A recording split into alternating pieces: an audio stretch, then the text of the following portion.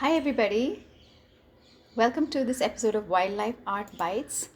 I'm your host R.A. Sudha, wildlife artist. Today I just wanted to tell you that we had the luck of having a barn owl come to our house and roost there for a while.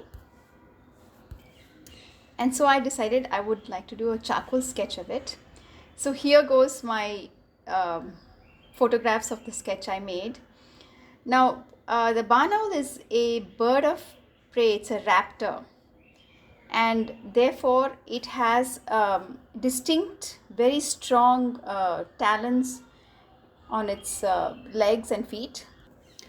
To describe the way they look, the head and back are mixed shades of gray and brown, and the face is a heart-shaped face, and it can be whitish or brownish, and the feathers have very fine black and white speckles.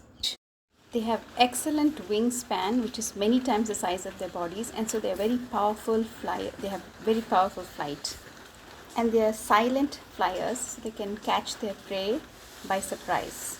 So again, these barn owls are raptors or birds of prey, and their strong legs and their long raptor-like talons and powerful wings make them formidable for their prey, which are usually small mammals like mice.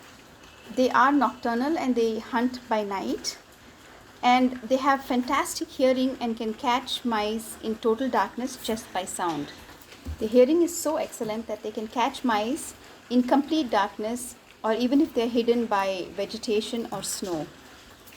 When threatened, they have a very distinct behavior. They lower their heads, spread their wings, and sway from side to side and make a growling or hissing sound. This defensive act is called toe dusting.